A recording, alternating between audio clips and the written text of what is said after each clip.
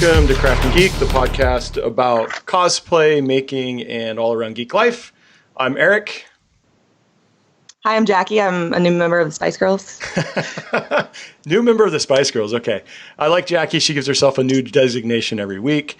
And today, Jackie, who do we have with us? I don't know, guys. Who is that? They look very familiar. I feel like it's the Duran clan. Is it the Duran clan? Yeah, it is. Hi, guys. Hi. We have our good friends Bill and Britt from Punished Props with us today. Yay! Yay! So, I don't have any pets to hold up or anything. I feel inadequate. No. So Mine are locked inside. Jackie, I'm pretty excited about having these guys on. How about you? I'm really excited. I mentioned it in Harrison's stream yesterday, actually, because I don't get to catch a lot of streams, and I was watching, and people were talking about the podcast. And I was like, yeah, we have Bill and Brittany this week, and they're all like, yay! So nice how big the community is. Really, Harrison said yay? I would assume we'd be like, oh, that jerk. Hey, Jackie. He didn't say yay. Everyone else said yay. He probably just scowled the way he does, It's like or whatever.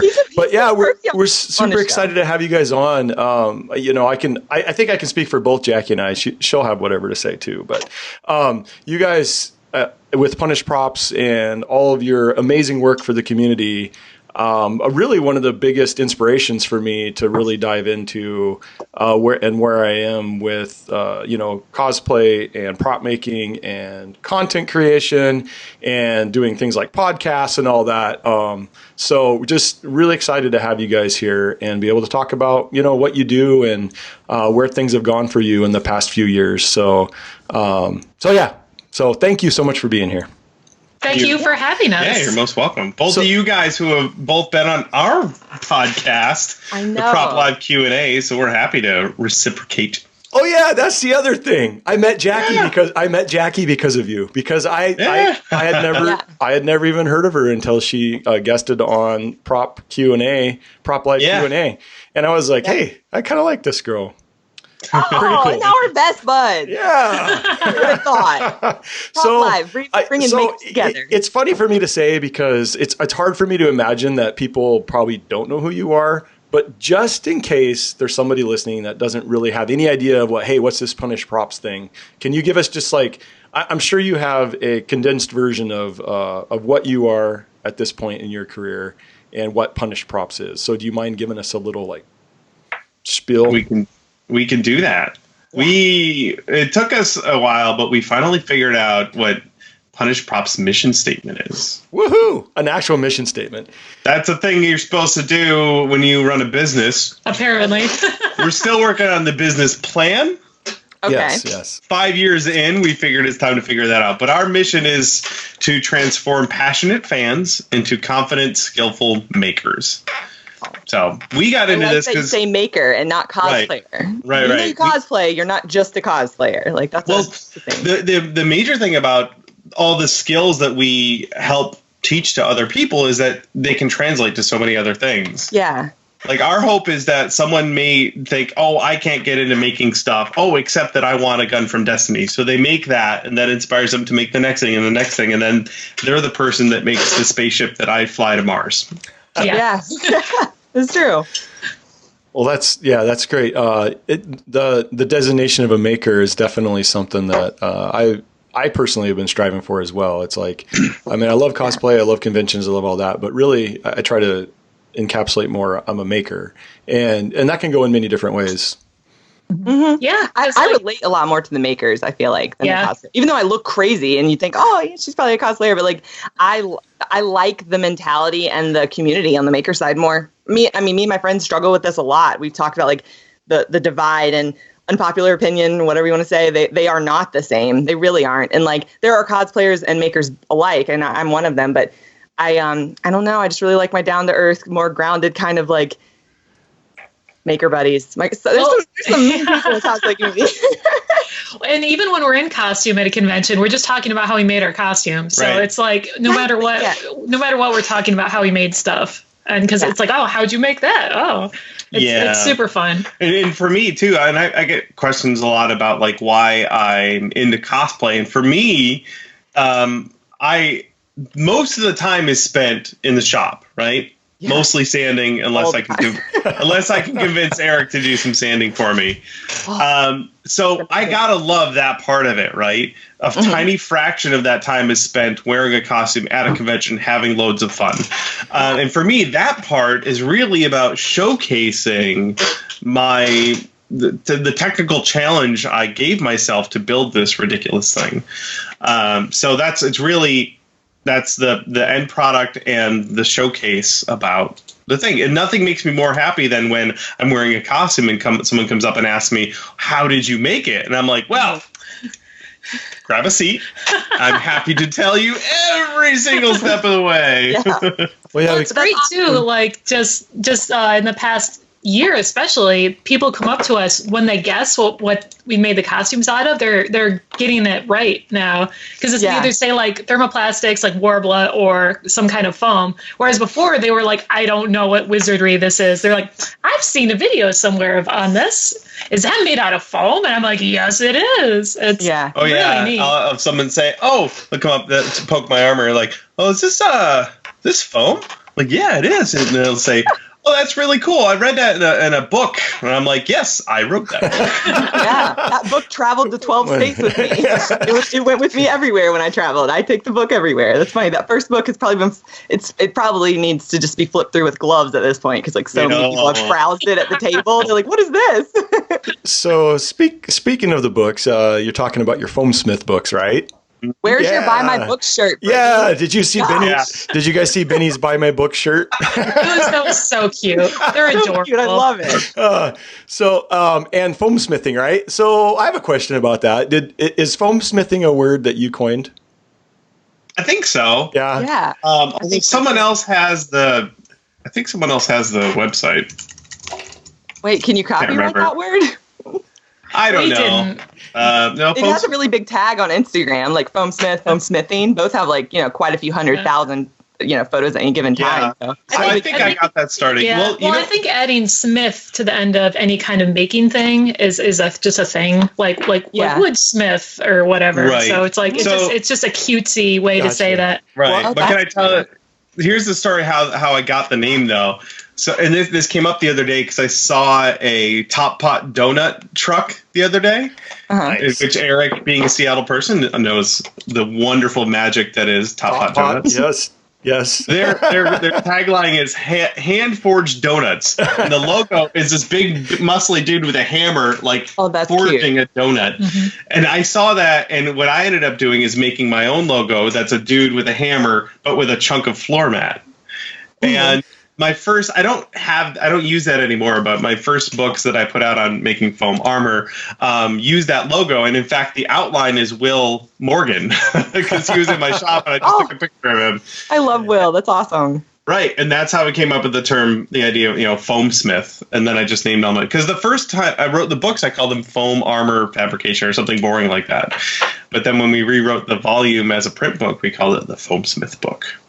Well, the reason why I asked is I just kind of want to call you like the father of foamsmithing or something like that. So that'd be Ted. That's Ted. Yeah. No. He's the Bob Ross. The Bob Ross. Oh yeah, that's right. The Bob Ross of foam. So I've always wanted to ask you a question about the book. So Kamui's books, she has a lot. She does like short, completion kind of books, and like there's lots of levels. What made you go full on big, like kind of instruction, like school style book in the beginning? Like, why didn't you break it up? Or did you feel like, did you try to break it up and you thought like this, I'm not getting a cohesive thought across? Like, what made you go the way you went? Exactly what happened. Oh, no, everything's I ruined it. Sorry. Okay. So this was a long time ago. I wanted to, foamsmith.com is I can buy that. Buy it now. Must stop and buy now. Sorry about that. No very important to me right now. I'm surprised it's available. I know. Nobody is this. Are we live? No. So what happened was a couple of years ago, I wanted to write like everything I know about prop making into a tome, like a really big Bible. I love that word. Yeah. The thing, which to me is so ironic because I know so much more now that a book like that back then I wouldn't have been happy with it. I didn't know that at the time. Hindsight is 2020. So I talked to a friend of mine who had written a couple of books, and he said, look, just write a really short book really quickly and get it out there, and then start working on the next one. So just like get used to writing, get used to the process, get used to showing people that you're writing stuff. So I did that. I wrote a really short ebook just on prop making. The Beginner's Guide to Making Mind-Blowing Props. Yes, which is free now, by the way. You can just go to that. If we can find a link to that. I can't remember the link off the top of my head. But anyway, so I did that, and then I worked on the next one and the next one, and I wrote the foam smith books, the foam armor making books, in similar fashion, really short books, and I ended up making a trilogy that way. And it was only digital. Yeah, it was all just ebooks, and I ended up just to get them out in time, so that I had something to sell every once in a while. And that's when things really started taking off, and then we ended up condensing those into the first book when we wanted to print them. So when they were ebooks, is that when you were you still at Microsoft at that point, or is that when you left? No, that was after I had left. That was okay. So you left, and you were in your dungeon writing, and then you had it printed. What was the time period in which you left the job and the first ebook was printed, or was up? Maybe a year. It was 2013. Yeah, about a year. Okay, so you put a lot of time into writing. I do now. At first, it was like whenever I could catch a spare moment. Usually on planes. It's usually when I write. Because I could be in the shop building something. Well, that's cool. So has Brittany contributed any to the books? Is it solely a Bill Duran publication, or does Britt type some stuff in there? Or some of those her ideas too? I think I'm the editor, so I fixed some stuff especially when the first book needed to be physically printed, because I guess people like having physical books. Yes, thanks, for guys. Hoarders, for collectors. They're pretty. Yeah, that one needed to be reformatted. So we used, I learned how to use Adobe InDesign to redo the layout of the book and combine it all together in one. We had to redo the pictures, a lot of them, because they had to be higher resolution. Some of the pictures, we wanted to make sure we had the photography rights for everything. Because when you're doing the print book, you have to be really careful about that. So a lot of we made sure that Bill was the photographer for all the pictures and things like that, and just move some stuff around. But yeah, the writing itself is all Bill. That's all his work. If you take a photograph of, like, if I took a photograph of my DeWalt clamp and you put it in the book, is that okay? I've never even thought about that. Like someone's brand. Whenever I have a question like that, because I had those questions too, I would just Google it. Like, hey, if I use a brand, it's like a certain amount you can do. Apparently, I mean, don't take my word for it, but like if I did a whole book that just kept saying barge, barge, barge, barge, barge, barge, barge, and I might get money. But specifically if it's instructional, like there's things where it's like, oh, it's fine. The main concern is that you own the rights to the photograph. Right. So if you go to Google and you're like, I need a picture of a thing, and a JPEG shows up and you're like, great, and you grab it and put it in a book, especially if it gets printed, that's bad news, because whoever owns the rights to that photograph can then send you an invoice for basically whatever they want. So that's why we make damn sure that every photo in our book is at least taken by us. What it is taken of, there's a gray area there. Gray area, yeah. Right? So if you go to a stock photo website and get an image and pay for it for your website or for an ebook, there's one fee. But if you're going to print it, it is drastically more expensive. Just the way that photo rights work. And the same with text stuff too. I think it does have to do with the type of book. But again, it's like I looked this up like 2 years ago and don't remember very much. But like if you're like telling a story, like fantasy book, and you drop the name DeWalt in there, it's like that might be a problem as opposed to an instructional book where you name a character DeWalt. I don't know. How that's funny. You get away with that probably. It's a good name. It's a classic. So you have this Foam Smith trilogy. I'm assuming that you probably have another book in the wings. Is that something you want to talk about, or you have any other ideas coming up, or ideas aren't a problem. Can we expect another Punished Props book anytime soon, or? I have a couple that we're working on. I mean, one of them I did a lot with foam helmets recently, and I started collecting my notes on that. And after a while, I was like, "Hey, there's enough here for a book." Probably enough content. Yeah, I mean, all I have for that now is an outline, but it's a very content-rich outline. So all I have to do now is write the book. Yeah. After all this talk about like helmets and masks, that's really the most challenging thing to make for a costume, because a prop, if it's the wrong size, you can still hold it, right? But a helmet, it has to fit. And it has to be comfortable. That's I'm dealing with that now. Like I've cast my fair helmet 3 times, and one of them is going somewhere, so it's just going to sit. It doesn't need to be worn on someone's head. And thank God, because I needed it to be thick enough to be strong, but then it was too thick to add padding so that it didn't jab into my skull and stuff. And you don't want to get a headache. I mean, wigs give people headaches. So imagine a wig and a helmet, like you're doomed. So like a foam helmet you really can't beat that. It's comfortable, but it can be hot. You can't hear out of the ears. My brother was so upset that like his helmet for CatCon, he's like, I can't hear anything out of this. I don't understand. Because it's just like, I mean, it's a nice helmet, but it's, what do you do there? And then you could put like a little mesh thing. Like there's all kinds of things like that would help. Yeah, it ends up like when Bill was creating the outline, all this stuff started coming up, like just being comfortable. Because after an hour, it's amazing how like something on your head with any kind of weight or restriction, it's like becomes the worst. Like the worst. And the older I get, it's worse and worse. Yeah, absolutely. It's like I noticed, because I haven't built a ton of helmets, but the few that I've built, whenever you do like test fits or something, if there was even like one little part and you're kind of like, yeah, that's a little uncomfortable, then fix it. Do something, make it bigger, do whatever you need to do, because if it's even just slightly a little bit, if that's been on your head for 3 hours, it's going to kill by the end of that 3 hours or whatever.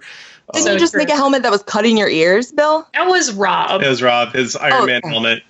Oh yeah, because that was a couple years ago at Emerald City Comic Con, and when he was on stage for the costume contest, he said something to the tune of, "I'm afraid to take my helmet off because I think my ears are bleeding." Oh my gosh, that's horrible. They weren't. It just felt like it because there was so much pressure on them. Yeah. Oh my gosh. Yeah, comfort is everything. That's one thing that like I mean, obviously there's a million ways to make things, but comfort is a specialization. Being good at making strapping comfortable, making things long-term wearable.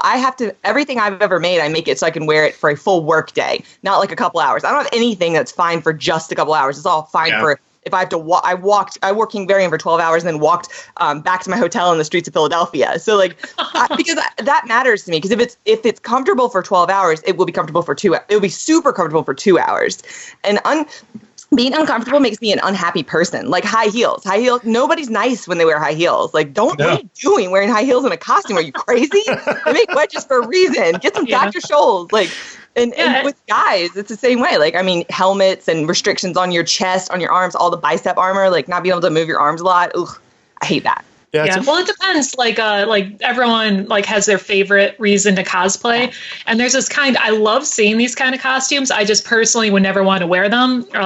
It's the kind of thing where someone shows up with like a bunch of pieces of their Gundam costume, assembles them at the event, and is in this beautiful giant like robot mech suit, but they can't move. It's more of like a statue than a costume, and they love doing it. People love seeing it, and I love seeing those. But personally, it's like I don't want to make that kind of costume because I don't want to wear it. Like, I'm the exact same way. That is not for me. I love to look at it, but that when it comes to not the maker side, the cosplay side, that is truly not my jam. Like, no way. What's out of the costumes that you guys have made for yourselves? What are some of the what's like one of the most uncomfortable ones? I'm just kind of curious. Not the Mass Effect armor, I'm sure, because everyone's worn it, so it must be comfortable. Yeah. None of ours are really all that bad. I mean, the only issue I end up having is with heat, because you wrap yourself in foam, you get really warm. But like the what was it? The Diablo armor I made, the chest part is all just a tabard. So that one's actually way comfortable. You can sit down in it. You can sit, no problem. So I try and pick costumes that I know I can build, or at least modify a little bit, so that I know I can pee, I know I can sit, and I can get out of it by myself. So I guess it would be our earlier costumes if there was would be the most uncomfortable. The second costume I made was had giant wings. Oh yeah, and those had to be assembled on site, and they were not very comfortable. And I did most of them out of like PVC pipes, so it was stupid heavy. Because I didn't know. What character was that? That was Kerrigan. We did a Starcraft group.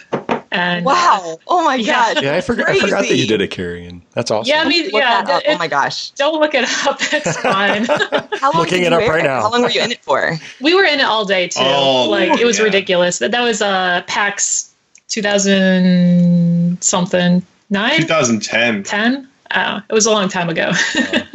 Oh my gosh, I can't imagine the weight. Like and you have a petite frame too, so like small ladies with like big heavy wings. As I was doing Liz's, like we had to take weight and pound after pound off of those Mercy wings, and it still had like backpack strap and double like, because when you're very small up top, you don't have a lot of brute strength or surface area to distribute that weight. Like it's pretty brutal. Fortunately, with Kerrigan, her original design, I think they changed it for Heroes of the Storm, but for her original design, her wings come out of her hips, so it's like lower on her back. Which is. That's great, but it had all sorts of weird issues.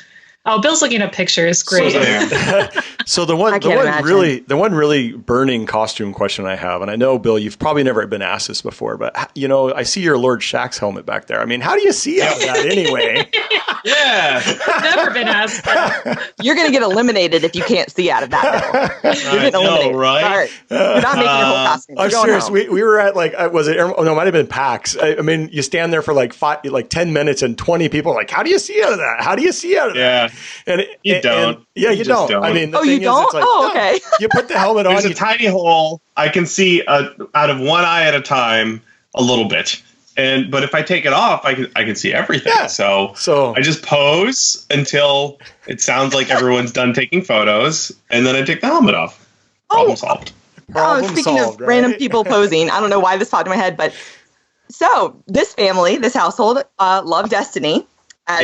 Those of you listening, Brittany, is it fine if I say that you worked on Destiny? Yeah, that's fine. Okay, so those of you that don't know what Brittany did before, she worked on Destiny. So if you love Destiny, yay! My friend Alex Blizzard, her and her boyfriend met via Destiny, and so now she's getting to work with Destiny via Blizzard. So that's really exciting. Right. Were you guys excited for that? Are you hoping to see some Destiny stuff at BlizzCon? Are you going to make a Destiny costume for BlizzCon? We were talking about how cute it would be to see Lord Shaxx show up at BlizzCon, but cosplaying as a Blizzard character. Yeah. Yes. I like a crossover cosplay. Yeah, try to fit into his new world. Is like a blood elf or something, like the ears. Yes. Just replace the horns with blood elf ears. Yeah. We say that, but who wants to wear Lord Shaxx in Anaheim, California? That'd be so warm. So we think of these ideas and then we're like, nah, I don't. I just got that inside. FYI, I just dropped a link in the chat or in our chatty chat thing, whatever, to our Starcraft costume. So Bill is wearing a wig. Feel free to share that. He's wearing a spray painted wig. I have a wig that I definitely spray painted. I'll add it to the. Oh my gosh! I'll add it to the show notes. Yeah. Oh jeez. With my old website URL embedded in the image because I'm a professional. So when you guys, since everything, I know that you never make something without it being content. Like you've talked, said that multiple times. So like everything, it's a job for you. It is your career. So when you go to decide that you want to make a costume for yourself, do you try to tailor it around something that's relevant, that can also be really relevant content, or do you always just go with what you love? It depends. If what's relevant and what we like match up, then we'll run with that. However, I tend to defer to just the things that we love because that's why we got into this in the first place. So, and that's what we want to promote. Exactly. Yeah. When people say, "Oh, you should make the new hot thing," I'll say, "Are you into the new hot thing because you love it, or are you into it because everyone else is talking about it?" So I haven't made, despite some people's wanting us to, I haven't made a fidget spinner video because I'm not into fidget spinners. They're all over. Like I was going to say, there's such a lack of online those don't have TV, right but I know, right? They're all over TV. Oh, but also another good example, when Pokemon Go came out, people went nuts for it. I've never played Pokemon, so if I made a video showing how to make Pokemon stuff, it would be kind of disingenuous. It'd be forced, yeah. Yeah, and but when Destiny 2 was announced, I'm like, started to scheme because it's a thing. I know it's going to be coming out soon. It's going to be a huge deal when they release that, And we're both way into it. Mm-hmm. Yeah. Yeah, that's then awesome. You have to do a Destiny costume for BlizzCon. You just have to. Come on, guys. You need to. Dude, that's crazy. I have a lot of friends that really go for what's relevant because they want to be more of a content creator or just like a for hire maker. So like they don't care so much about like whatever it is. They're just trying. It's a commission for hire. It's like you will get things that you are not passionate about. Oh yeah. Like anime swords. Everyone wants their own favorite anime sword. What it really comes down to is you have to figure out what it is your long-term goal is. So if your long-term goal is to, let's say, run a business where people hire you to make things for them, then you're going to be making whatever other people are passionate about, which is fine. Like that, but that's not what we do. We make stuff for ourselves. We show people how passionate we are about those things, and then we show them how to make it. The good news is all of the skills to make a Destiny costume translate to, I can't think of another one. A Gears of War costume, let's say. Yeah. I'm not into Gears of War, but I'm way into Destiny. You can use those skills for the Destiny thing to make the Gears of War thing. Yeah. So, that's what we try and encourage. Learn the skills from us, but take your passion for Gears of War and put that into your project. But I feel like. Oh, sorry, Eric, you go ahead. No, that's okay. I was just going to say that's all the skills translate from one to the other. I think one of the things that kind of frustrates me sometimes is you get a lot of requests for very specific builds. And a lot of times the answer is, you know what, just, take this other video or whatever this other instructional thing is, and maybe learn a little yourself about how to do some of these things, and that's something that I just find kind of frustrating sometimes is it's super tricky because like we're trying to look for gateway makers. So like we're seriously, it's like we're drug dealers, right? Yeah. We're like in the alleyway, like you want the have you tried making stuff? And like open our code and there's like books inside of it. Have you heard of because like me too, man. I do First think try is free. Exactly. Exactly. But an easier way to convert people, I do think, is to do like model kits, follow along instructional things. Yeah. They don't have to make choices. They just follow along. It's kind of like a Lego kit. Yeah. So like if you get like a little model card to put together and there's instructions to follow along, that's great for like the first one just to get them started. But at some point they really there's so much empowerment about being able to look at something, no matter what it is, and being like, oh, I know how I could make it. Like, at least in some way. But you'll evolve into that. With practice. That's the hope. Yeah. Yeah. But it kind of seems like a lot of people want to skip all that step, though. Right. But with patterns being so many people make patterns now. So like that was a thing, as I haven't been in this as long as you guys have, but you've seen how many patterns have evolved. I mean, there are so many makers, hidden makers that you don't even realize are like, have quite a few less followers, but they have like 6 or 7 patterns on their Etsy store for all kinds of things. Great. That's so awesome. That's how they should get started. Like Simplicity and McCall's and all these companies have been making clothing patterns for over 100 years, and people have been making their own clothes and baby clothes. This is the same thing. Like you could follow Bill's tutorials or Ted's tutorials and then buy anyone else's patterns or their patterns and follow along. So that's a great example. Easy. Yeah. Yeah. It's changed. So like when people, as you guys know, it's really hard. And to the people listening, it's really hard when you get a lot of questions that are very specific. I have my Instagram right now and I can't imagine what y'all's looks like, but there's paragraphs, like Bibles long of questions. Like I'm having trouble with this very specific thing on this very specific costume. And it's really hard to take my gloves off and stop mixing my resin to answer all those questions, even though I want to. So the live streams, I don't do it like you guys do, but that's a great place to ask questions. Like sending someone a text message, as much as they may love their fans, it's hard to answer it. Like show up in streams, ask questions, the chat will answer, or they'll answer. That's so great. The community is so helpful. It's so great. And that's why one of the reasons why we started doing our own Q&A thing every week. Yeah. Part of it was actually the real genesis was at the time I was working in the shop by myself all day, every day. I was lonely. And I feel you, man. The idea for this Q&A was it was a reason for me to drag one of my friends in every week just to have a chat about. This is why we name our tools. Yeah, you named your tools and then you started a Q&A. You become Tom Hanks. You want to know a secret? That's the whole reason I started this podcast, because I couldn't get Jackie to answer my text messages. So I figured if I trapped her into a weekly program, she would have to answer me.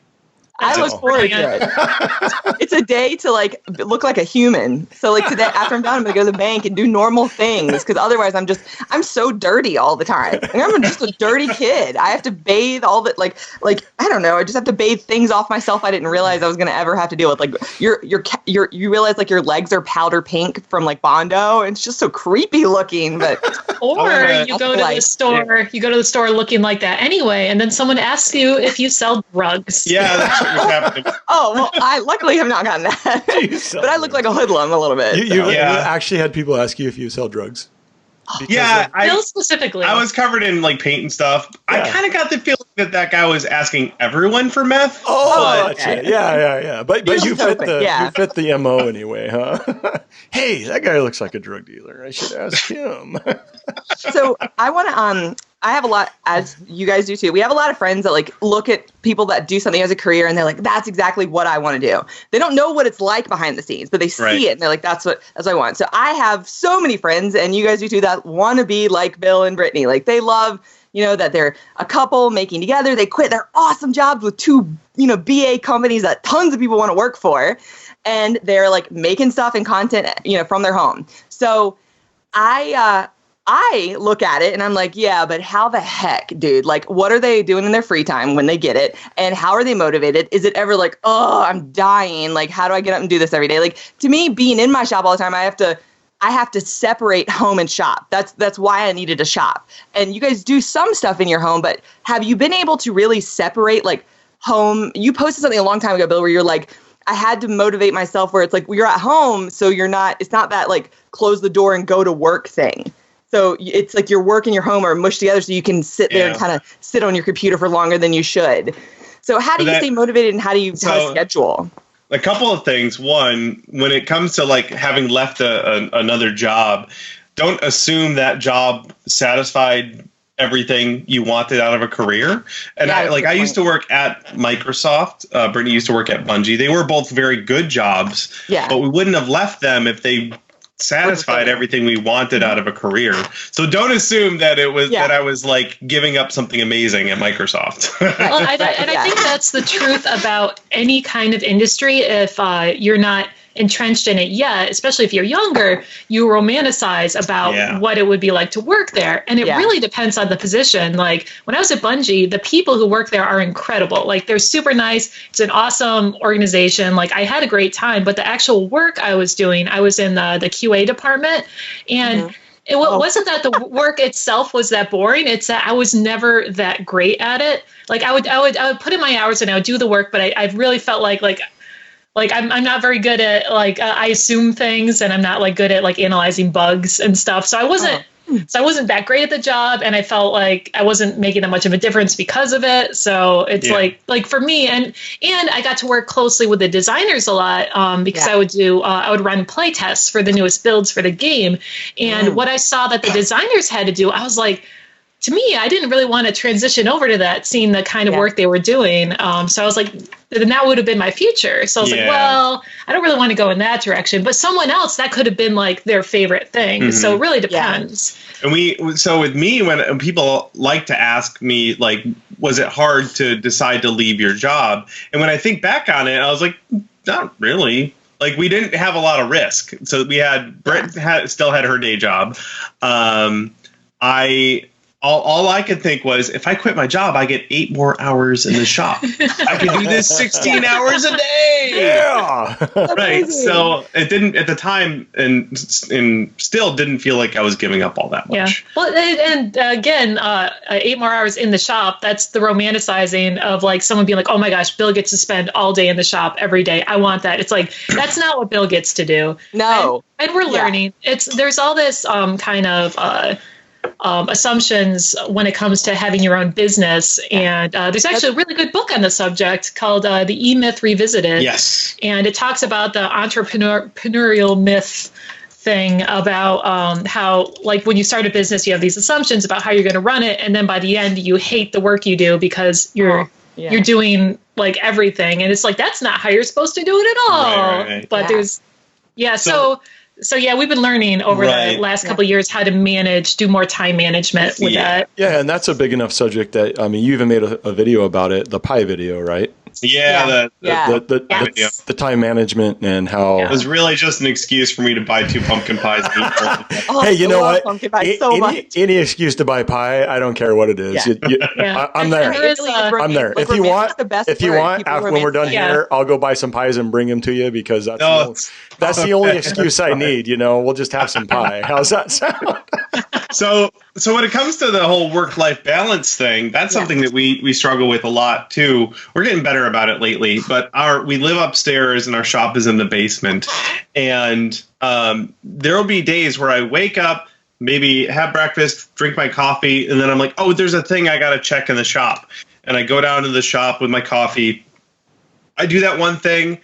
And then I do another thing, and then before I know it, it's 5 p.m. I'm still in my pajamas. I haven't showered. That's all I've done.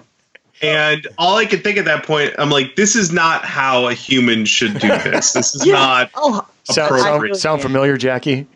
Yeah, I mean, one thing I can't live without is like a washed face and brushed teeth. So like I always do that just routinely, like as a zombie when I get up, and then I just like put clothes on. And like I like bike shorts. Bike shorts are my jam. The show wouldn't let me wear bike shorts on the show, or I would have been wearing bike shorts the whole time. That's what I wear.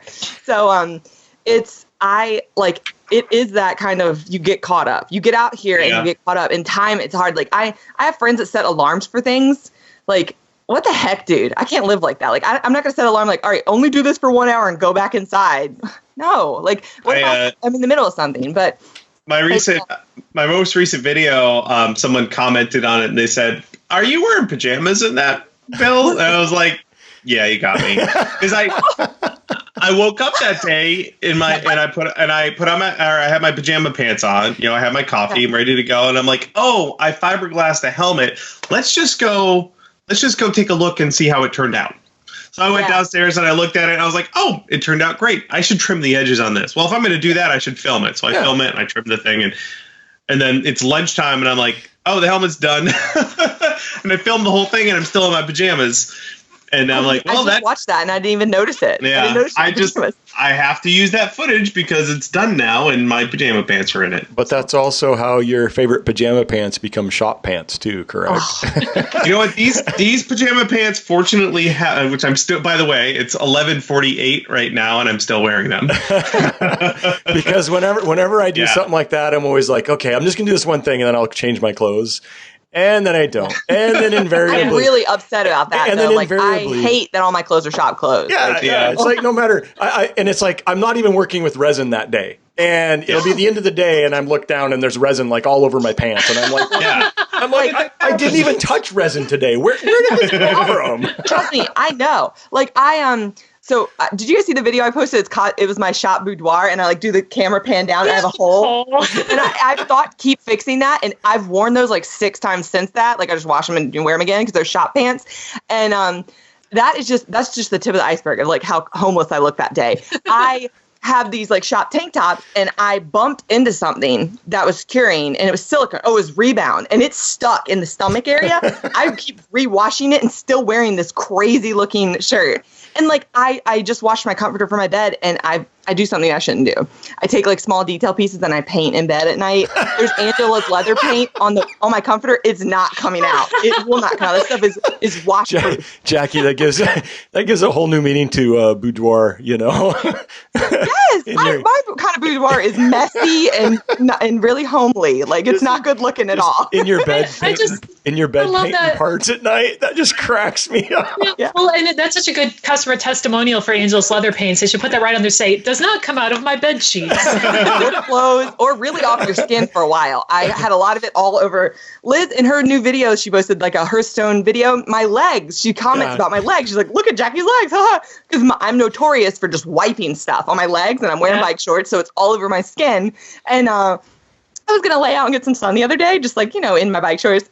I couldn't have tanned because I would have looked like, like an archipelago or something with just crazy islands because of all the blacked out paint spots. Like, I don't know. Everything says do not get on skin. Okay. I just posted a link in the chatty thing again, but I made a picture on Instagram that's anatomy of a shop shirt.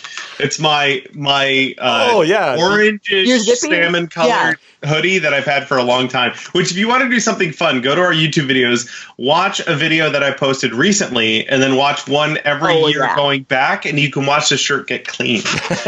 and Bill also, like I like to necromance people and like go back and look at like their old school, dead content. Yeah. And I love, like, I remember like 9 months ago or something, I went back and started from the beginning and watched your videos where you're like interviewing people in your Mass Effect and you're like clean shaven. You're just like a sweet little baby. Yeah, no gray in the beard. Yeah. I was like, watch the evolution in the beard and the hair and the hat.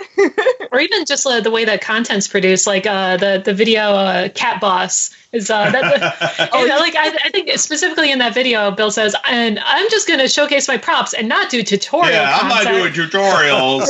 Smash cut to 4 years later. All I do is tutorials. Okay, so and that's a great kind of segue a little bit. So let's talk about your video tutorials a little bit. I mean, you guys recently look at us. We're thinking the same, Eric. This is why we're best friends. Well, of course, I know. Right, Eric? Well, it's our fabulous hairdos and our great minds. Ravishing good looks. So you guys have like 500 videos on YouTube now? What? Yep. What? Huh? That is a lot of content. Yeah, it is. Yeah. If you told me, Bill, I need you to shoot and edit 500 videos starting now, I would tell you to go straight to hell because that is an astonishing amount of work. But if you spread it out over about 5 years, it's not that bad. We average about videos a year. Yeah, that's it. Just 2 a week. Up. Yeah, it used to be less, and then now, like, if we do like a season of extra content, it'll be 3 videos a week or 4 videos a week. Yeah, like we'll do our 3D printing videos in seasons, so we only commit to like a couple months worth of those. But those 2 months, we're doing 3 videos a week, which is. It's a lot. It is. And well, just congratulations on that. I mean, that's definitely a milestone. And are you guys pushing almost 200,000 subscribers now too? Yes. Very close. Really close. I mean, it seemed like just yesterday you guys passed the 100,000 mark and got Wasn't it? Yeah, I know. It's like congratulations on that. That's a making channel. Like I follow a lot of makers and like you guys, your growth seems pretty rapid compared to a lot of others. It's the consistency of content. And the collaborations that we do have all really helped. But consistency is more important than anything. Yeah. So actually, because I keep stats on everything, I have a chart for how many videos we posted each year and how many subscribers we got. So in 2012, the first year I made videos, I posted 13 videos and I got 195 subscribers. Nice. Yeah. 2012, we had just Good job, old Bill. 200 subscribers. And Bill says we, but he did all of this work on his own. That is true. The next year, 2013, I published 97 videos in that year, and we got 8,000 new subscribers. Wow! So that was quite the leap. Yeah. The next year we actually published less videos, only 92, but we got another 11,000 subscribers. Then we did 100 the next year, which got us 45,000 new subscribers. Wow. And that was really when we committed to doing at least 1 video a week, which turned into 2. And last year, just as I finish up, we did almost 200 videos last year. Wow. And we got 80,000 new subscribers. So you can see how the consistency really helps more than anything to get the growth you want. That's amazing. I have no idea how many we posted this year already. I like that you do your own analytics. Like it's that information is probably out there, obviously. Yeah. Like you just go like Social Blade or something. But so I want to ask you, do you feel so you've been making content not just for your own channel, but for Tested, as a lot of you guys know. Like Bill's worked with Tested a lot this year. Last year and this year. Do you think that's helped you grow your channel as well? And do you enjoy that? Like, is that like a really cool thing for you? Is that like one of your goals? Was that one of your goals a few years ago? It didn't. I know you love Adam Savage. Yeah, Adam's awesome. It's weird because I never set out to work with them as a goal to make friends with Adam Savage or anything. It's just that I was a fan of them. I was a member of the community, and our missions run in parallel, right? Yeah. So it really, really made sense. And then over time, it made even more sense when they were like, hey, do you want to write for us? Do you want to shoot some videos with us about what you do? It just made perfect sense because they make content. I make content. My content is a perfect fit for their channel and vice versa. And they're awesome people and they're good friends. And they're the kind of people I want to work with for the rest of my career. So awesome. It was just that perfect fit of what we're all trying to accomplish. That's cool. I think that's a really good pairing. It makes sense. You do run parallel, and I like that they're doing that. I mean, Adam Savage has always been a fan of cosplay. His letter to cosplay, that's a big thing. So, like, it made sense to get, like, a cosplay maker, come in alongside it. But so Bill got to work with someone he loved, and he's working with a company he loves. Brittany, like, do you have anything that you'd like to do? Because that video with the cat helping to stress the belt, and like I was like, Britt's content is good, and like I love your like mowing the lawn, and like when you're like eating cereal and content, like you have an interesting sense of humor. Like obviously Bill's probably funny too, but like you're really funny. I probably enjoy it. Funny too. That's something we've talked about recently. About how Bill's not funny. No. About how we want to we've been traveling so much lately and been really pressed to get stuff done on time that we're not doing as much of our personality in our videos. Whereas if you look at some of our content we did last year, especially if it's like sponsored, like the Skyrim build, because helped us with that. So it gave us the extra time to put funny, silly maker stuff in the videos. And we want to get back into doing that more. So like if you watch our old Fallout stuff, there's a lot of things. I love it. Like everything about like your last year's content. I mean, all your content's good, obviously, but last year's content was just so entertaining as well as informative. Like you're witty, you're smart, like your humor is, it's that like upscale kind of humor. I love that. Like your boudoir hangs in my shop, like robot boudoir. My neighbor walked in and saw that. I like low key thought maybe he thought it was my girlfriend or something. Oh yeah. I think the official title is "Draw Me Like One of Your French Robots." I like that. And just so everybody knows, if they haven't seen it, that's the Assaultron, right? Yeah. Okay, so. Well, and it's like most of the ideas we incorporate into our content, they're not unique. They're just like everything else that you consume. You take things that you like, you see other people do, or that things that just exist in other industries and incorporate it into your content. One of the channels we've always loved watching is the Film Riot. Oh my god! Crew. Oh yeah. So they have a YouTube channel and they do video instructional content on how to shoot video, how to edit video, how to add special effects. Oh, interesting. And they're so good about taking this content that could potentially be dry and just instructional and cutting in little skits and funny bits. And they are so good at that. Especially whenever they're describing something very technical. Mm-hmm. So for filmmaking, they'll talk about video editing or video compositing. And I see this myself doing this all the time. I literally have a list. I did this, then this, then this, then this, and it's technical and it's dry. And they do the same thing with their like video compositing stuff. So they'll say, and then I did this, and then it'll cut to some wacky, crazy, silly thing that they do. Like even if it's just a split second of them doing something silly, it wakes you up and breaks the monotony of just straight instructional content. So if you watch our Skyrim videos, where we did the steel armor, it's a whole series.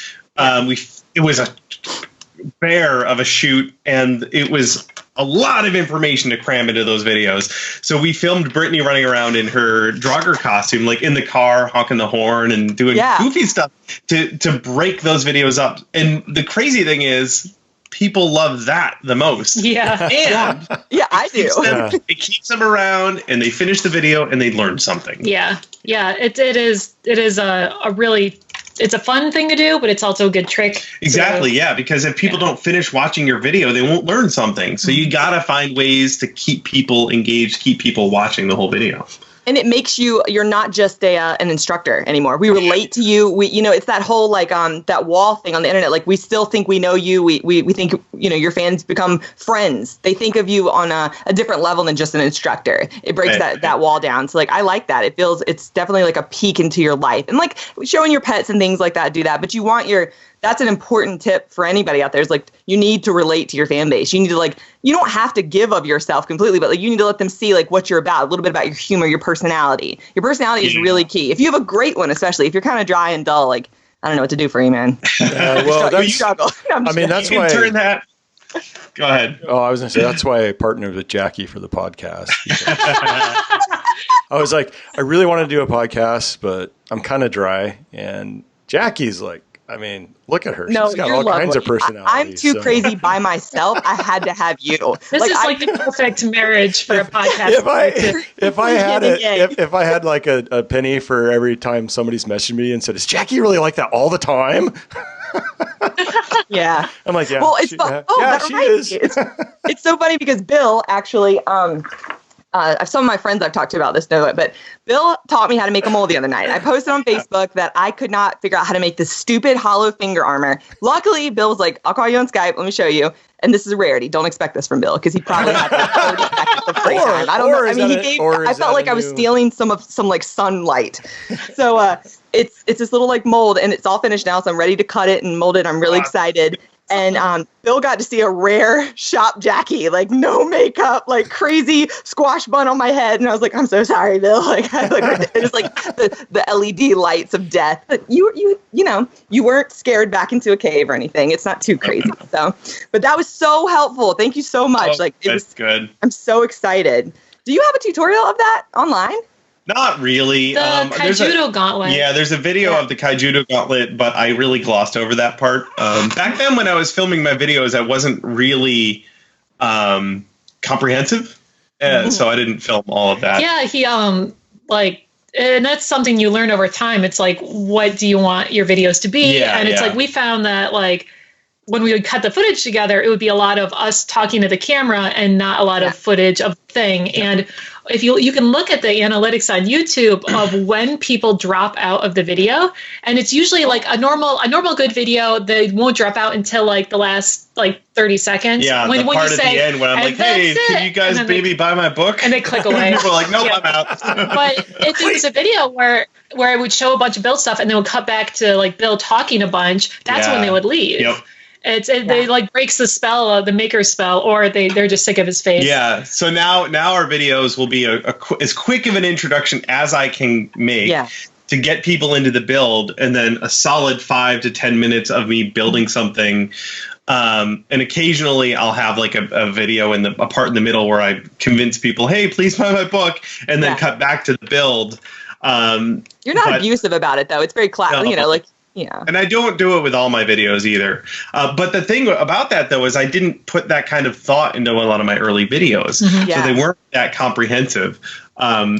So, that particular technique is something I'll add it to the list. I should make a video about that because I still have all those damn molds. I went through everything. I went through all over the internet looking for that. And there are tutorials on everything. I'm talking just about, that's not true. I can't say that. Just everything I need. But that was a myth to me. And I struggled, because it showed me my breakdown of what I really have learned from other people and how much I could figure out on my own, because mine was janky and messy and tedious. So I need the help of other people.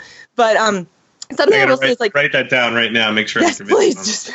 Make it. We're all gonna have awesome. Are we talking about hollow fingertips? Yeah. Okay. Yes, it's hollow. It's not so I've made armor where it goes straight on the top, but she has a tubed armor down the finger, and that was making it hollow. Making the mold of it hollow was hard because it's a flexible material I'm casting. So I was having to Dremel the material out. But something that's I found interesting in your channel is the evolution of the quality. Not just the quality of your equipment, but about a year and a half ago, I think you got the little intro done with the little cute things. That's consistent. And then now at the end, I don't know how long this has been, but I watch your videos all the way to the end because it's a playlist. So you have a pre-recorded short at the end that is hey, this is the gist. And I like that. When did you decide you needed a lot of people don't have that, a clean beginning and end, a story. So the beginning thing I did, that which has, by the way, changed over time. I've had different intros, different music. Yeah. At that point, what happened was we hired our friend Molly, she's Jackface McGee on the internet, an incredible artist. She made these little cartoon characters of us. So we hired her to make those. We have both Destiny and Skyrim ones. And I was like, oh, let's make a new intro. That's just every couple of years I get bored of the one that I had. And I'm like, let's make a new one. So we incorporate those little cartoon characters. And I really like that one. And we have slightly different ones for the prop videos, for the 3D videos, for the live videos. So we started doing that a while ago, and that's what I'm finally kind of just happy with. So it sticks around. I don't know if you noticed this. I changed the background. It's very subtle. The blurry background. I changed that a little while ago. I don't know if I noticed. Yeah. I didn't notice either. No. So you make them. You make your intro and your outro. Yeah. So far, every element of every video, except for the art for those characters, is something that I've done. Yeah. So the After Effects a lot, and I do. I keep saying that, but to be totally fair, I did all that. Yeah. So, but it sounds like you both edit. It's like you have two computers you're separately editing, or are you rotating on a computer? We just rotate on this computer. Yeah, and we toyed around with earlier on when we were doing the molding and casting series. I would like grab a bunch of B-roll footage and then throw it to Bill, and he would edit it down and do the talking part. Oh wow! And like that was hard because we didn't really have a system going. So now it's like if I'm doing a project and I'm filming it, I'm the one who edits it and does the talking bit. If Bill's doing a project, so that way it's like more like we know like while I'm filming, I know what I'm going to be saying, which is good. But all of this stuff, all these upgrades we've made have been incremental changes over time when we've had the time to make those improvements. Yeah. So the end card was just a response to YouTube. YouTube is getting rid of annotations. They don't work on mobile. And for us, it's as high as 50% of people watch YouTube videos on their phone. For us, it's closer to tablet. Yeah. Yeah, I watch my tablet a lot.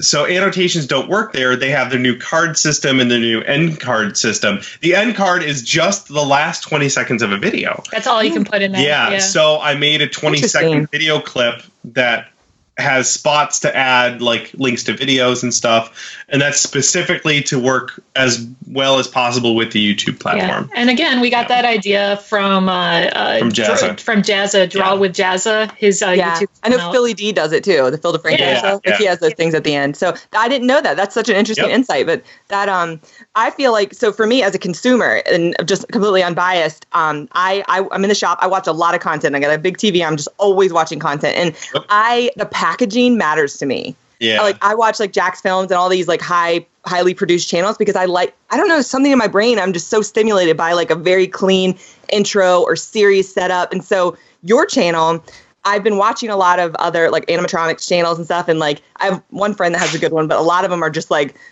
a dirty desk camera, low quality sound. Like it's painful to watch, but I want to learn. And so when I see a highly produced channel, it's like, oh, I'm subbing. I want, in the hopes that they'll cover everything I want. The like package is what sells me. Like that is such an important thing that you have. For people who are just getting started making videos, it's not as. So here's the thing: when you start making YouTube videos, no one's going to watch them, and that's great. That's awesome. That gives you a chance to explore and try things out. So don't worry too much about that.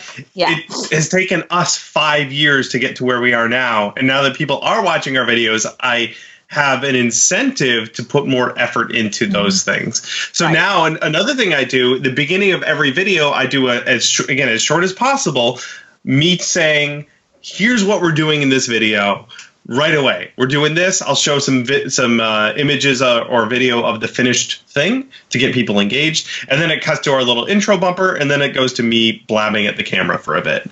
Yeah. But that first, it's like Bob at I Like to Make Stuff. Hi, I'm Bob and I like to make stuff. Today I'm doing this. And then he has his little intro video or his little bumper video and then his content.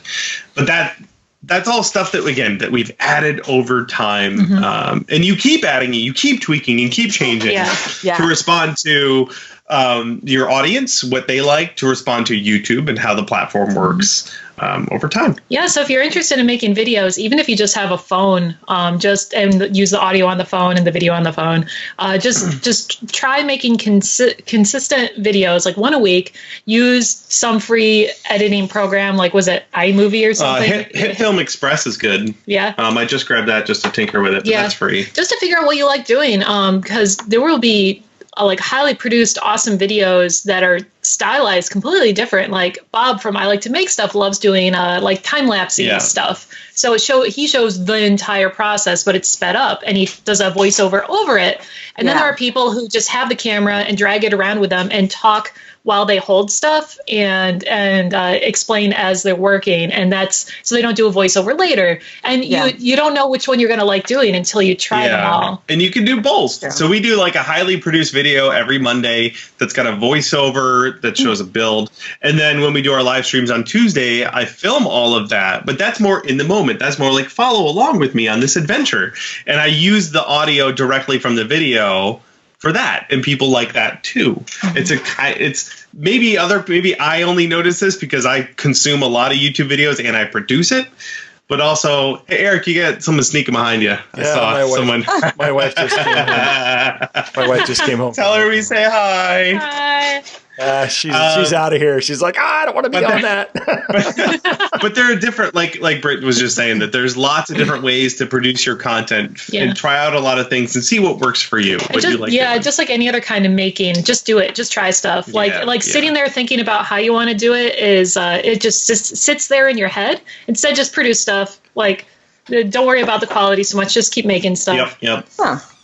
That's interesting because me personally, I struggle with not putting, like I was telling you guys earlier, I have so much footage filmed and then I'll start to put it together and I'm like, it's not like high quality enough. Like I want that I think MGM quality or your quality. That can be a really tough thing to when we get this from people, they'll say, I want to make videos, but I can't do what you do. And what I tell them is, don't do what I do. What I do, it's really hard and takes a long time.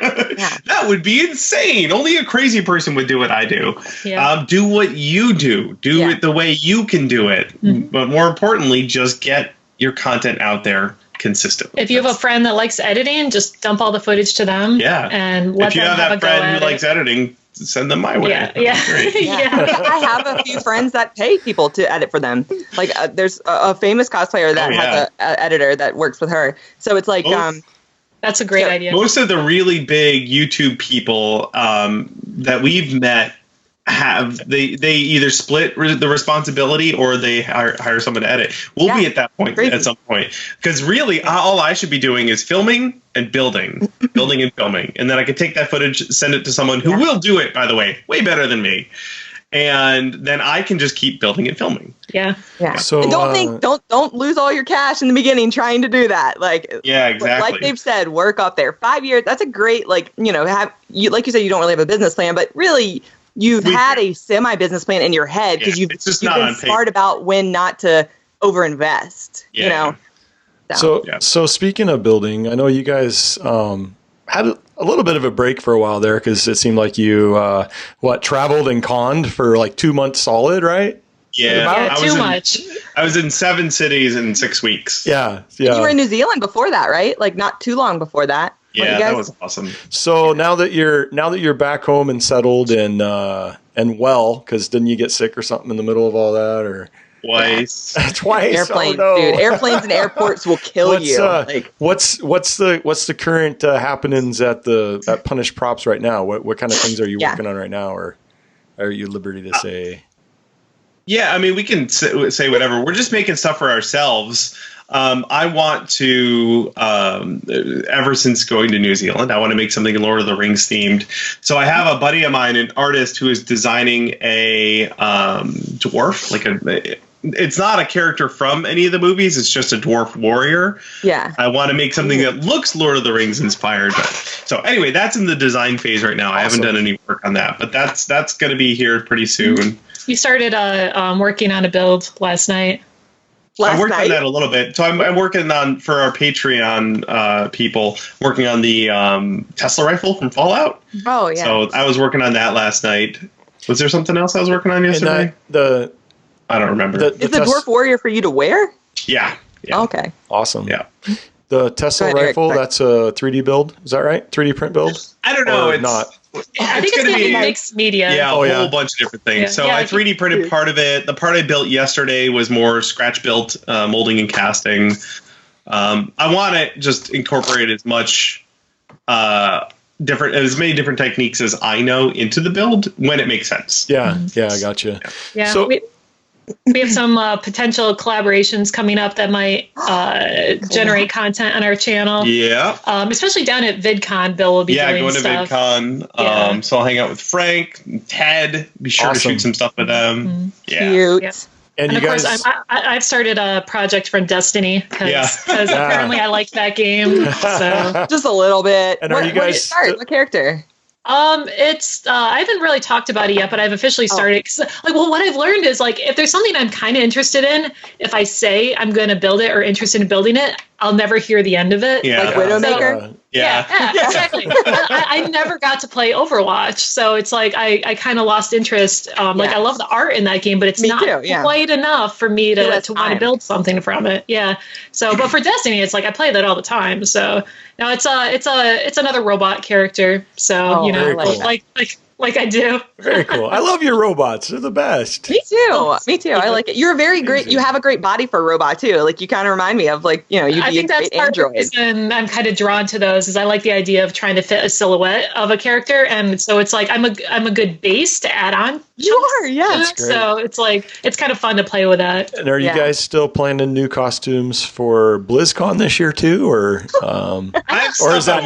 that too far away to even think about at this point? We haven't started anything. Dragon Con is in between now and then, Eric. So that's right. Dragon Con. Calm down. No. After Dragon Con, we'll have a solid month or two before BlizzCon, so we'll see. Yeah. We'll see. I can't make anything for BlizzCon in a month or two. I've realized. I started this. You're learning so many new techniques, and you're molding and casting everything. It's it's going to be awesome. It's just that's a lot of work. I really it's crazy because I see a lot of my friends posting things that are a full costume, and they put it together in a couple days. It's all foam laying on the floor, and I'm if I took a photo of what everything looks like laying on the floor, people would think there's no way this will look like anything. Because there's something painted right here, there's something painted there, and then there's a bunch of gray stuff that's nothing, and there's still foam stuff. So it's I don't know, making molds and casting things is a lot less of that instant gratification, unless it's one piece you're molding. If it's a whole costume, that's when it becomes I can't. I need gratification. I'm one of those people. I have to have something made that I can hold and visualize that it's gonna look good, or I start to get a little disheartened or frustrated, and I just want to play video games and stop making. Well, that's hard. And that's hard, with any build, especially if you're doing a full costume. It's you need those little wins along the way to kind of keep you motivated to keep going, so you can build this giant thing or whatever. And if you get too many parts at once and nothing's looking like it fits together, and you kind of get that point where you're just why am I doing this? Yeah. Yeah. So especially if you're learning new techniques, which is usually with any build. And so if you're learning how to mold and cast a specific thing like a shoulder piece, and everything's at the molding stage, and it's what if I don't do this right on every single one of them? And then I have to pay for that later. So maybe take one from start to finish, just one piece. Yeah, that's what I'm starting to do that now. And that's honestly a lot of from watching people like you guys. I decided to stop making a whole bunch. I had a whole bunch of molds sitting everywhere waiting, and then I forgot about registration keys. So I had to carefully weasel all these molds back together, and that made me upset. So a couple things had to be remolded. My shoulders, I molded 4 of those before I realized how important making sure the registration keys were in the right spot. And so the helmet, when I finally did the helmet, I was I'm doing this 100% right. So I mean, it's my best mold. It's so well put together, and I still had problems because I didn't buy fast setting plaster bandages, and they took a day and a half, and I had a hair dryer and stuff drying them, and I was but it's little things like that I knew to get fast setting. I didn't even think, I forgot, in the back of my brain. So after I watched your helmet video yesterday, and it's so funny because you're I'm impatient. I'm going to peel the tape away. And but it's fine. It's good enough to peel the tape away, and it's great. And it's you had this fully done, painted helmet. And I'm But I have to like glue 7,500 straw things in the back before I can tape and paint. Like I'm just really upset. It was fun. I want to do it. I want a kit. Well, don't worry. When I tell people too, with things like video editing or mold making, really technical skills, I'm like, don't worry about it. Once you've done a couple hundred of them, you'll be awesome at it. Then you're your old molds, like what? I watched your video yesterday with your old molds, and you're like things that weren't great and things are bad. Honey, I forgot to put a pour spout in a bunch of molds. I had to like. You can add those later. It's fine. Don't worry. Usually, now when I make molds, usually I'll plan where the pour spouts go, and I'll cut them in later. That's a very normal thing to do. Yeah. Okay, good. Yeah. And then speaking of molds, Eric's newest mold looks ridiculous. Oh my God, the Wonder Woman sword looks so good. It's so beautiful. Thank you guys. It's his new baby. He loves it. I literally sent Jackie pictures last night. Look at my baby. I know.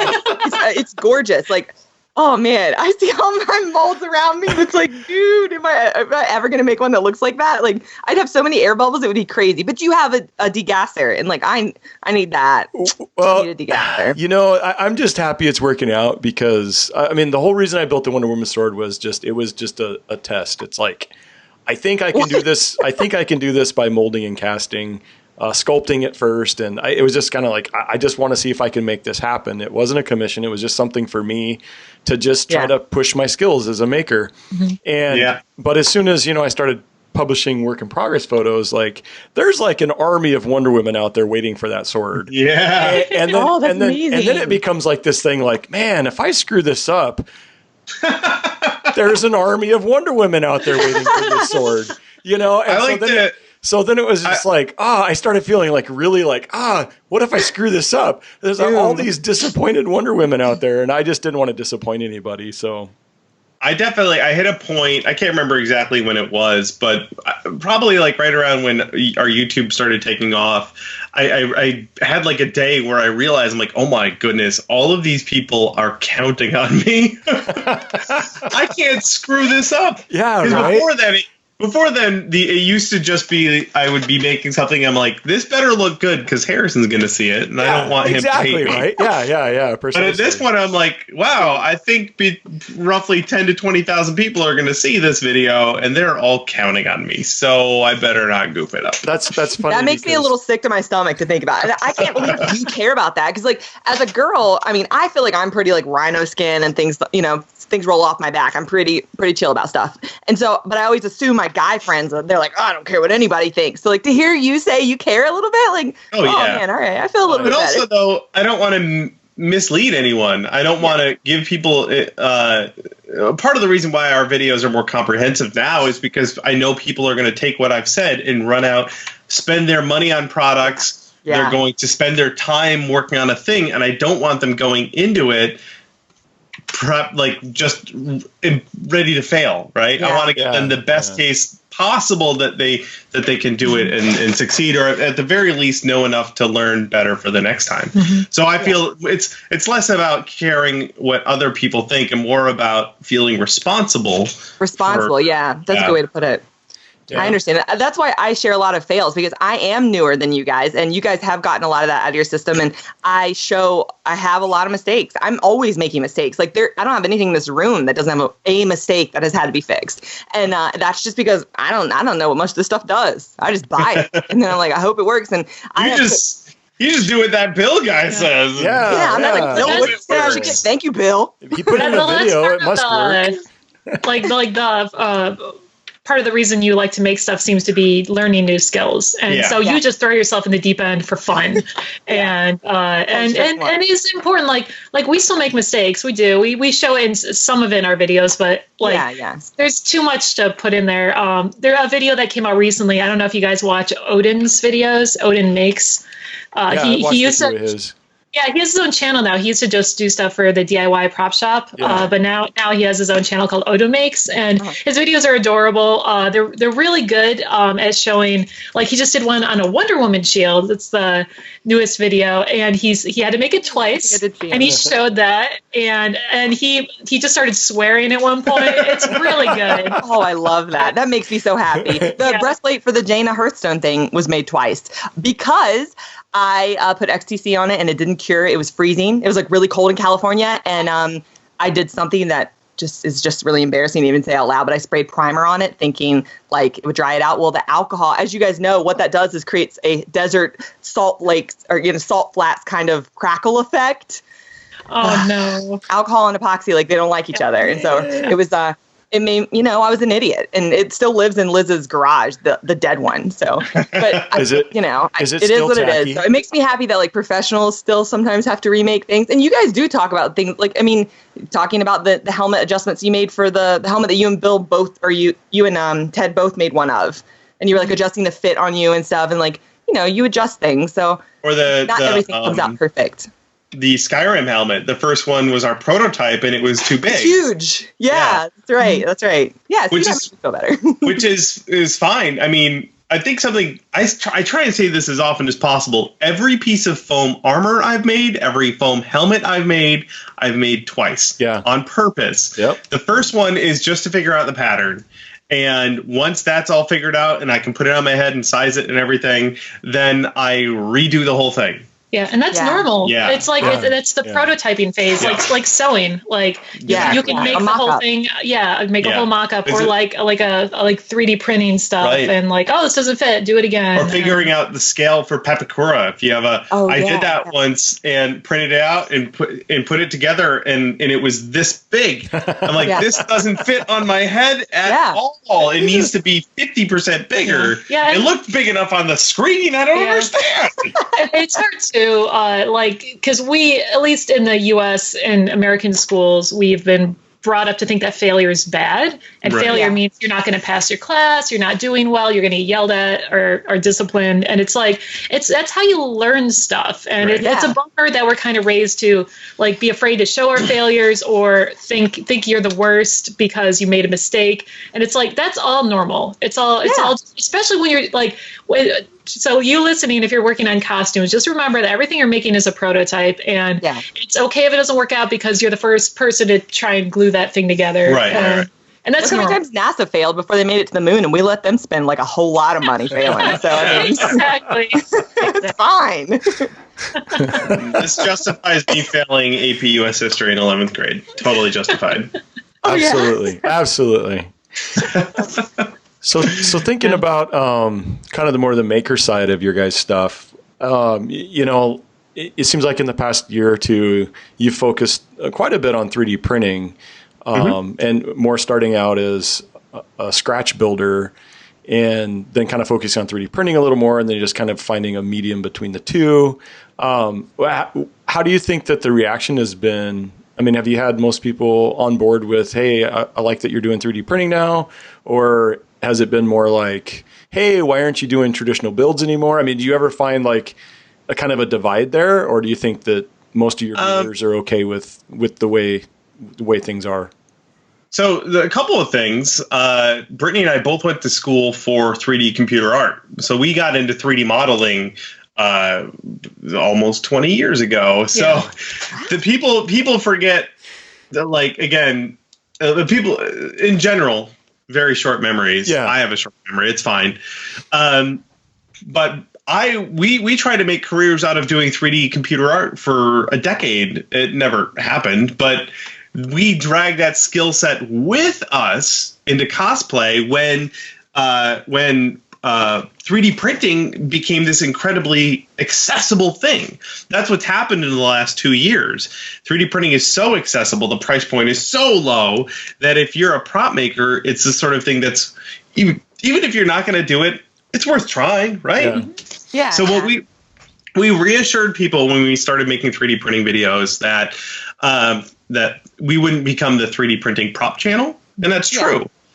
We do our 3D printing videos in seasons, and we still do tons and tons of traditional stuff. But what I'm interested in is the marriage between the two, how 3D printing can bolster my my traditional prop making stuff. We've only heard a handful of people, and I saw someone recently on this is funny too, on the Star-Lord helmet I've been doing. So that is a kit that Will Morgan made.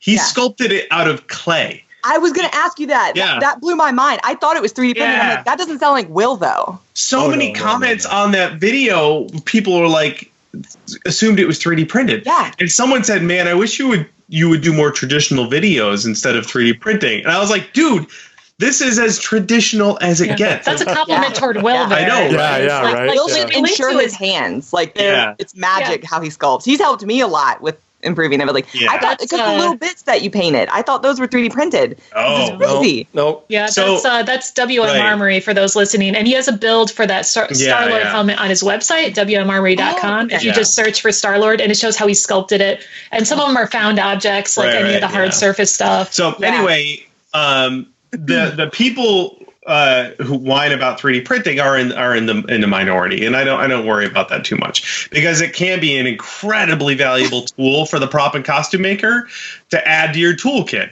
I don't see a 3D printer as any different than my bandsaw, than my table saw, than my spindle sander. It's got its place with all of our other tools. I just so happen to have a background in 3D modeling, so it becomes a really powerful tool for me, because if I can dream up a part, I can 3D model it, and then that machine, while I'm asleep, will print it. Yeah, which I think is wicked cool. Yeah. I always wanted robots. I mean, mine's printing right now. Like, I just love it. What a good robot. Mine should be printing. You get to work. I get anxiety because I bought an expensive one, so like it gives me anxiety if it's not printing. So like I ran out of filament last week, and I'm like, oh, like an addict. Just where's the filament? Because I have so many things to print. So, but you're right about like there is definitely a divide. Like, whether or not you've noticed it, there's a lot of controversy in a lot of groups about 3D printing in traditional art, and like people get real salty about it. And I'm not gonna post on it. They just want to argue. But the way I look at it is, I double dog dare you to try to sculpt in one of those 3D modeling programs without training, because you're not going to do it. It's just as hard as like the mental creativity and the beauty that goes into sculpting my hand. It's just as technically difficult to do it on the computer. Like, I've been trying. And it's just a different set of tools you have to learn. So here's something I've noticed too. And should be, I mean, I commissioned a 3D modeler to make my Farrah thing, Jill of City Prop. Like, shout out to her. She's amazing. And she adds things like dowel rod supports all the way through. Nice. She's a prop builder. She's an artist. That's art to me. So here's the thing I notice, because we keep our ear to the ground about what's going on in several communities, and whenever whenever there's a discussion where there are two sides to it, and people are being very vocal about it, what I notice is that the people that are the most vocal about a certain thing, those people tend to be a lot less productive than the people who are just putting their heads down, using the school or using the skills and tools that they have available to them, and making really cool things. So it becomes, especially because we have the signal to noise ratio for us is crazy, because lots of people comment on the things that we do. So it's really easy for me to ignore the noisy minority, right? And just focus on using the tools and the skills I have to make cool things. And I think that the more people do that, the happier you will be, and the more you'll be like, wow, look at this cool thing I made. I'm so stoked that I was able to make it with the tools I have. Well, and like with Eric with the woodworking world, it's like there are parallels in every community. That's the thing. That's the thing about the cosplay community is I love the woodworking community. We're not in every community from the outside, you think that they have it all together, but every community is similar in that there's always discourse in what tools are okay to use. So for woodworking, there is a divide on what tools are allowed to be used in order for it to be considered like traditional woodworking. So like, is a bandsaw okay, or do you have to use a chisel? When CNCs are used, there's usually an uproar. It's similar. Can you use an automated sander, or do you only have to use do you have to use a hand plane? Do you have to use a hand plane that you made the block for the plane yourself and chiseled chiseled the thing all on your own, and dovetails don't count. You gotta cut dovetails by hand. Yeah. But it's so funny because I joined the Wood. I watched the Wood Whisperer and the Samurai Carpenter, and like I loved him. I bought a Japanese handsaw, and I have been a member of that group, but like I don't know. These people are super active and talk about things that I have no idea what these words are. I have to Google everything. The terminology, like they have their own encyclopedia, their own like Bible of woodworking stuff. But I have like hand planers that are decoration in my house from my generations, like past generations on my grandfather's side. It's so funny. So but I've learned a lot, and I got a Japanese handsaw, and I was like, this is so hard. I do not understand what I'm doing. And I posted a photo, and they're like, oh, like it's meant to be like a pull thing, not a push thing. And like, and I got over 100 comments, and they were so helpful and nice to me. And I was like, dude, what the heck is this community? And like, they're just a real, knowledgeable bunch of super nice people. And I was like, I'm a woodworker. I've decided I'm going to be a woodworker. Yeah. So but really, I mean, they don't like CNC routers. No. The real lesson to learn though is when you look at a thing as it's finished and you look at it, like how many decisions did you make? That went into the process of that. So if I go to the Thingiverse and I download a thing and I tell my printer to print it and it prints it out and I put it on the shelf, if I look at that thing, can I say, I made that? Personally, I wouldn't be satisfied with that. Someone else designed it, someone else modeled it, and then my machine printed it. And I put it up on the shelf and I'll be like, that's a cool thing, but I didn't make that. Yeah. So when you're reflecting on a project that you finished, how much of that is something that you can honestly say, I made that? And if you can feel really good about that, and you can tell other people that you made that thing and you feel good about it, then good on you. That's awesome. And that level is different for every single person. That's fine. Yeah. Mm-hmm. Yep. Yeah. And there's just this kind of satisfaction that happens when you're a maker. And I think the more the blood, sweat, and tears and cat hair you put into your work, the more you appreciate it when it's done. And that's different for everyone. And that level of satisfaction will change over time. So for example, for the Boolean Gemini rifle I made, I took the art from Destiny and I 3D modeled my own from scratch, right? So a lot of decisions went into making that model, deciding how it was going to print, how it was going to be assembled. And then I 3D printed it all, and then I assembled it and I sanded it and I painted it. And I'm really happy with how it turned out. And I can honestly look at that thing and be like, I made that thing. But there's a thing in the back of my head that says, yeah, but you didn't design it. But so did you extract it, or did you look at the art and then design? I looked at the art and I made my 3D model from that. Oh, wow. Yeah. Okay, so like that's next level. Right. But there's still a part of me that says, well, what if you designed it? I'm like, oh, then that's for me, that's the next layer of satisfaction on top of building and assembling it. So that's that for my own journey as a creative person. I want to start designing stuff myself, because then if I look at that finished product, I can honestly look at it and say every step of the creative process was 100% me. And it doesn't matter if part of it was 3D printed, because I came up with the design. I made the 3D model. I just figured out how to 3D print it the best way. Then I sanded it. Then I convinced Eric to sand part of it. And then, you know what I mean? And just for my creative satisfaction, that's something I want to explore more.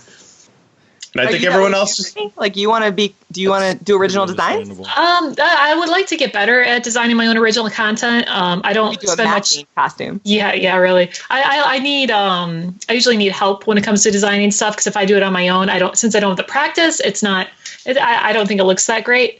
I really do get a lot of satisfaction in trying to match a reference, at least for right now. So like matching the silhouette kind of looking like an existing design is like I really like that. And trying to make it functional and wearable. That's part of the challenge, especially if it's from a video game where they can have shoulders. It's a weird robot. Yeah, like giant World of Warcraft shoulders where they phase through the character's face, and you have to make that work in real life. So I mean, like that to me is a lot of satisfaction currently. Maybe 5 years from now, I'll want to try something different. But we'll see. Everyone's journey as a maker person changes. Some people never want to do original design, and they don't like that. Like we got a lot of flack on the show for that. They're like, "This is not cosplay." Oh gosh, like I'm so sorry. Well, I guess I'm not a cosplayer then. Yeah. Damn it. Call me, label me whatever you want. I could be the queen of the Renaissance fair. I'm just making my own costume, so it's like, it's fine. I respect all kinds of artwork. Doesn't matter if you're making an awesome replica or your own design. But I have a couple of, I don't know how long we've been doing this. Are we getting close to the end? We're getting close. Okay, because I have a few we can go a little long since it's, Sure.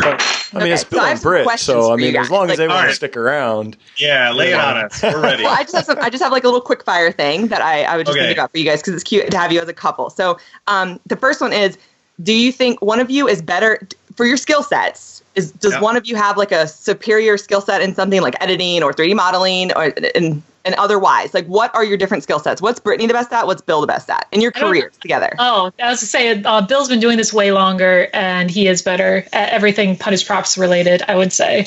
3D modeling, though, we're pretty on par. I mean, we both have been doing that a long time, and we're both formally trained in that, so we're on a pretty even par there. So Brittany modeled the Commander Holly helmet. She modeled the Reinhardt helmet. I did the Brilliant Gemini. So we're on a pretty level playing there. And then it just depends on the program. Like Bill spent more time in Fusion 360, which is better designed for 3D printing. The Reinhardt helmet I did in Maya, which is awful to design for 3D printing. I watched you do some stuff in Maya one time, like on a stream. You were doing some Maya stuff. I was like, wow, that's crazy. I don't even want to open that, whatever program that is. But neither one of us is like innately better at any one thing. I've had a crap load more experience with video production, like astronomically more. Well, even hours in the shop. Yeah. You have Bill, like when I was still at a day job, Bill was in the shop for more than 8 hours a day. So he is more comfortable with the tools. He's had way more experience molding and casting. And so, I mean, like I just need more hours, really. Yeah. Right. But then Brittany's done all the layout for our books, so she's way better. But Brittany also might be better at like getting up and putting normal people clothes on, answering the door if a package comes, like being in clothes. We're pretty even on those two. I know two things Britt's definitely better at.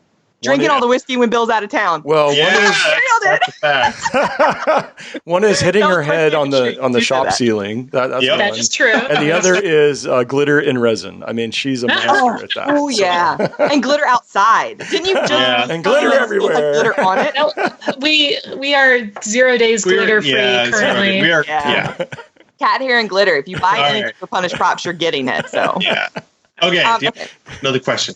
My next one is, what was these are just like little rapid fire. So first movie date. Very first movie you saw as a couple. Oh, geez. You remember? You gotta realize a long time. was 13 years ago. Oh, I don't know. What came out 2004. Movies. This was when we were in college. Remember your first date? We were in college, and our first college was Alfred State, and that's in the middle of nowhere. I don't even think I went to the movie theater there ever. Harry Potter and the Prisoner of Azkaban. Did we go to see that? Oh, you're just going to throw that out there? Okay. Well, now that is officially your first date. It could have been The Incredibles. That came out in 2004. I think I was. Didn't you of that? Incredibles? Yeah, didn't Brittany do one? Or did I dream that? What about first video game you played multiplayer on? No, I got that. That's way. No, Unreal Tournament. Yeah, see, I knew you'd be able to answer that one. Okay, yeah. Okay, so that makes sense. Oh, right, Unreal Tournament, by the way, that was an awesome game. Yeah. I never played it. Oh, that game was so much fun. Yeah. I was more of a Spyro girl back in the day. Okay, and then in college. Yep. Yeah. Oh yeah, I used to like Counter-Strike, but I played World of Warcraft in college like nonstop, so there was no time for anything else but Diablo. We're old, so that was before World of Warcraft. So yeah, the software. Well, I played Diablo before WoW, so like I was like 14 when that came out, back in the before BNet actually. Eric, was I interrupting you? Like, yeah, that's okay. Oh my gosh, I keep interrupting you. Go ahead. I'm used to it. The software company that I worked at, we used to hang out after work and play LAN with Diablo. With Unreal. It was just like so much fun. Yeah. Awesome. We used to play Age of Empires too, and like you could do like this phone LAN thing. You could do like a phone connection like a long time ago. It was really weird. I still have like the CD-ROM. I loved Age of Empires. It was so good. Oh yeah. Okay. What's your other question, Jackie? Okay, so what's your favorite food, both of you? These are just fun things about you that I want to know because I just really. It's hard to say no to grilled cheese and tomato soup. Oh, that's a good one. Now I want that for lunch. Yeah. I want that for lunch. I'm getting that too. Okay, yeah, and then really anything with cheese involved. Right. I've been trying to cut back on dairy too, so like maybe I could find like a real nasty vegan cheese and just pray that it tastes like cheese. All right, what's each other's favorite color? Each other. Bill's is blue, and Britt's probably like a sage green. Yep. Wow, sage bam. green. You're so refined. I know, right? Okay. What is your favorite superhero? Both of you. Bill likes Wolverine. I do. He's the best. That makes sense. I remember the chops. I don't know if Britt has a favorite, but how about She-Ra? Ooh, that's a good one. Girl, yeah, that makes sense. Okay, and then your favorite video game was the last one I had, but Unreal Tournament was your first one. So what's your favorite video game? Probably Mass Effect 2. Yeah. Yeah. When the game controls got better because Mass Effect 1 was so clunky and terrible? Yeah. There was when I don't remember a game release hype build up quite like Mass Effect 2 that really landed so well as that game experience. Yeah. There's a huge amount of hype. Stuff? No, I release. No, we did that for the Burning Crusade. That was really fun. We played WoW for a long time. Yeah. But Mass Effect 2 is just so freaking good. It's so good. Yeah. For a game like I think World of Warcraft was the best social experience for us in a game. It's hard to recapture that. Skyrim is probably the one I spent the most hours in. Geez. But then there's like little small games like Journey or The Witness. Like I really I have favorites in different genres. Yeah. So, Yeah. So do you still make time to game together? Because obviously gaming has been a big part of your relationship. Do you still set time aside? You're like, dude, let's play a video game tonight. We try to. Yeah, we have 2 PS4s, and for Destiny, we have them both in the same room, so we can play Destiny together. We haven't done that in a long time, though. But when Destiny 2 comes out, we'll be sure to do that. Yeah. And our evening is couch time, so it's either watching YouTube videos or one of us playing a game or both of us playing a game. So most of playing Destiny, which we played a lot of, we played together, which was really fun. That's cool. Yeah, me and my husband played WoW a little bit together, but he worked and I played like hardcore. But this week we did arenas together for like a couple hours, and that was really fun to just like do that. You need that sometimes. You it doesn't matter how old you get. Whatever was a part of your life for so long, you're still always going to need to tap into. Yeah. Like my granddad likes to do stuff that he used to do like in the 50s, whatever that is, and so like you like to do the things that you did when you were younger, no matter how old you get. So. There was a period of time, we played WoW for about 5 years, so we were way into it. There was a period of time where we were in different guilds. Mm-hmm. Sharing one account. We have a lot of that time for me. Sharing one account. I would use Bill's account when he was at work. Yeah. And that was before you could split accounts, so we just stayed on one account. Yeah, and then she got to sit the level cap she got to on my account before I did. Yeah, I got level cap first as well over a holiday, like the first year we played. So yeah, that's crazy. Yeah. So did you ever raid together? Yeah, eventually we ended up in the same. Yeah, when we split accounts, and then we raided together a lot for about. 4 what years. Class? What did you play for about 4 years? I was a druid. Bill had I had 5 max level characters. So okay, Bill was me. So that makes. My husband has been a shaman till he'll always be a shaman, and that's never going away. And it doesn't matter when they're bad. He just takes the hits on the chin and just keeps playing the shaman, and he just comes for heroism, and it is what it is, or bloodlust depending on what race we are at the time. That's awesome. Eric, sorry, it's your turn for questions. Do you have any questions like Unreal Tournament? No, I'm good. I think we're about that. Black cannon. I like the black cannon the most. I think we're about the goo gun was great. You like the goo gun? All right. Yeah. The goo gun? Yeah. The biogun in Unreal Tournament, yeah. Oh. You would shoot out green goo at people. It was, you would run around with a fully charged, so when you would go around a corner and see someone, you go, and let go, and they would instantly die. Yeah. It was very handy. Oh, I like that. That's fun. So what events you guys have on your site? All the events you're doing this year, right? You're one of those people that keeps that updated, me. We need to update that. But we do. Coming up, I'll be at VidCon, just running around, and then we go to DragonCon and BlizzCon every year. So those are the 2 big ones we have coming up soon. Okay. Well, that's cool. Well, BlizzCon's going to be a big one. I can't wait to see you guys there. Yeah. For those of you that are listening, BlizzCon is going to be for cosplay and makers in general. It's going to be very different this year. So get hyped for that. It will not be the same old traditional costume contest as it was in years past. It will not be the same format. Things will be different. So did they announce what the changes are? Because I've been not yet. They're still finalizing them. But a lot of, I know there's like that BlizzCon cosplay discussion group where they've been talking about the rules and stuff. And a lot of people are like, what's going on? We don't know. But just know that it's probably going to be even better. And for the people that buy the virtual ticket at home, it'll be better. So me and my husband used to buy the virtual ticket like every year, and me and my whole guild watched and stuff. So that's awesome. That's cool at home. When I went for the first time, that was last year, I was shocked at how the virtual ticket did. I was like, this is way better than I thought it was. The virtual ticket was good, but the con itself is like, it's nuts, man. It feels like you're, I don't know, you're just like around all the people that you probably see on your servers, like Storm Rage and Illidan. Like I know you guys are like, you know, a level 110 Demon Hunter just sitting in Dalaran AFK. You know, I love that. But so those are 2 cons you can see them at. Eric, what are you doing? You going to any cons? Yeah, eventually. You going to Dragon Con? Nah, probably not. I don't know. I wish I knew if I was going. That's still kind of up in the air. Dragon Con's still kind of up in the air. I definitely will be at BlizzCon though. So cool. Oh, awesome. Oh yeah, that's going to be a yearly thing for me. That was just so much fun. It's easier for us West Coasters to justify that because it's not that far from Seattle. And in relative terms, it's not that expensive. I mean, it cost me It cost me $130 for a round trip ticket to California, for crying out loud. That's awesome. You know. Wow. That's not bad. Yeah. Southwest has a bunch of sales going on right now. I saw like a whole ton of fares under $100. Saw on the news, oddly enough, before I saw it online. Yeah, we were checking out their destinations. Like, do we need to go to Kansas City for anything? Well, maybe now we do. Yeah, because it's very specific locations. Oh yeah, that's a bummer. I'm going to call this episode done. How's that sound? All right. Good job, team. High five. Up top, all around. Is that how you're going to end it, Eric? You're just going to say bye like that? You're not even going to. We're done, guys. No, I'm just throwing that out there. You're not going to say bye Bill's books or hey, come check out my Wonder Woman sword. Well, you know, I was trying to say that, but Coregeek.net. Let's go to Coregeek.net. Even though Bill isn't wearing a buy my book shirt, definitely go check out Punish Props on YouTube and punishprops.com for all links to all of their content, and they have amazing playlists, categorized all 500 of those videos, so that if you want to build something, you're probably going to find it unless it's hollow finger armor casting. So there you go. Soon. It's going to come.